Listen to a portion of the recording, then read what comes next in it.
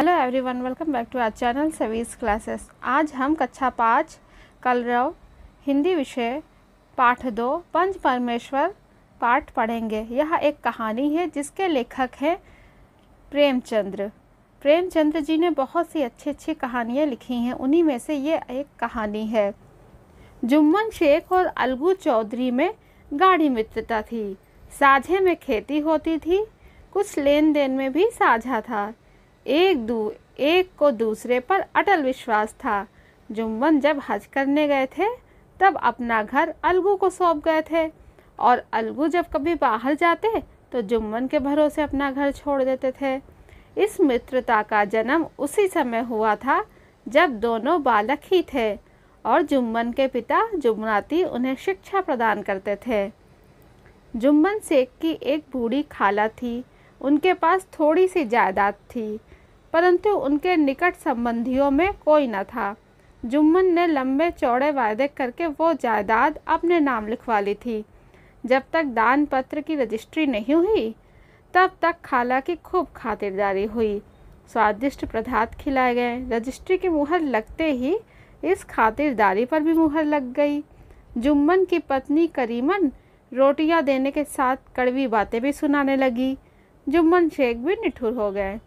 कुछ दिन खाला ने सब सुना और सहा, पर जब ना सहा गया तब जुम्मन से शिकायत की। जुम्मन ने गृह स्वामिनी के प्रबंध में दखल देना उचित न समझा। कुछ दिन तक और यूं ही रो रो कर काम चलता रहा। अंत में एक दिन खाला ने कहा, बेटा तुम्हारे साथ मेरा निभाना होगा, तुम मुझे रुपए दे दिया करो, मैं अलग पका खा लूँगी। जुम्मन ने धृष्टता के साथ उत्तर दिया, रुपये क्या यहाँ फैलते हैं? खाला बिगड़ गई। उन्होंने पंचायत करने की धमकी दी। जुम्मन बोले, हाँ जरूर पंचायत कर लो, फैसला हो जाए, मुझे भी रात दिन की ये खटपट पसंद नहीं। एक दिन संध्या के समय एक पेड़ के नीचे पंचायत बैठी। जुम्मन शेख ने पहले से ही सारा प्रबंध कर रखा था। पंच लोग बैठ गए तो बूढ़ी खाला ने उनसे विनती की, पंचों आज 3 साल हुए, मैंने अपनी सारी जायदाद अपने भांजे जुम्मन के नाम लिख दी थी। जुम्मन ने रोटी कपड़ा देना कबूल किया था। साल भर तो मैंने रो धोकर इसके साथ काटा, पर अब सहा नहीं जाता। मुझे न पेट की रोटी मिलती है न तन का कपड़ा। मैं बेसहारा हूँ। तुम लोग जो राह निकाल दो उसी राह चलूँ। मैं पंचों की बात सिर माथे चढ़ाऊंगी। पंच किसे बनाया जाए, इस प्रश्न पर जुम्मन शेख और खाला जान में कुछ कहा सुनी हो गई। अंत में खाला बोली, बेटा पंच न किसी के दोस्त होते हैं न किसी के दुश्मन। तुम्हारा किसी पर विश्वास ना हो तो जाने दो। अलगू चौधरी को तो मानते हो, लो मैं उन्हीं को सरपंच मानती हूँ। जुम्मन शेख आनंद से फूल उठे, परंतु मन के भावों को छिपाकर बोले, चलो अलगू चौधरी ही सही। अलगू चौधरी सरपंच हुए। उन्होंने कहा, शेख जुम्मन, हम तुम पुराने दोस्त हैं, मगर इस समय तुम और बूढ़ी खाला दोनों हमारी निगाह में बराबर हो। जुम्मन ने कहा, खुदा गवाह है, आज तक मैंने खाला जान को कोई तकलीफ नहीं दी। अलगू चौधरी ने जुम्मन से जिरा शुरू की। जुम्मन चकित थे कि अलगू को क्या हो गया है। अभी तो ये मेरे साथ बैठे थे, अब इतने प्रश्न मुझसे क्यों पूछते हैं। जुम्मन ये सब सोच ही रहे थे कि अलगू ने फैसला सुनाया। जुम्मन शेख, पंचों ने इस मामले पर विचार किया। उन्हें यह उचित मालूम होता है कि खाला जान को माहवार खर्च दिया जाए, बस यही हमारा फैसला है। अगर खर्च देना मंजूर ना हो तो रजिस्ट्री रद्द समझी जाए। फैसला सुनते ही जुम्मन सन्नाटे में आ गए। अलगू के फैसले की सभी लोग प्रशंसा कर रहे थे, पर इस फैसले ने अलगू और जुम्मन की दोस्ती की जड़ हिला दी। जुम्मन को यह फैसला आठों पहर खटकने लगा। वे इस ताक में थे कि किसी तरह अलगू से बदला लेने का अवसर मिले। ऐसा अवसर जल्द ही जुम्मन के हाथ आया। अलगू चौधरी बटेसर से बैलों की एक बहुत अच्छी जोड़ी मोल लाए थे। देवयोग से जुम्मन की पंचायत के 1 महीने बाद इस जोड़ी का एक बैल मर गया। अब अकेला बैल किस काम का। गांव में समझू साहू थे। उन्होंने 1 महीने में दाम चुकाने का वादा करके चौधरी से बैल खरीद लिया। समझू साहू ने नया बैल पाया तो लगे रगे न चारे की फिक्र न पानी की। वो दिन में 3-3, 4-4 खेपे करने लगे। एक दिन साहू जी ने दूना बोझ लाद दिया। बैल ने जोर लगाया पर वह आधे रास्ते में ही धरती पर गिर पड़ा। ऐसा गिरा कि फिर ना उठा।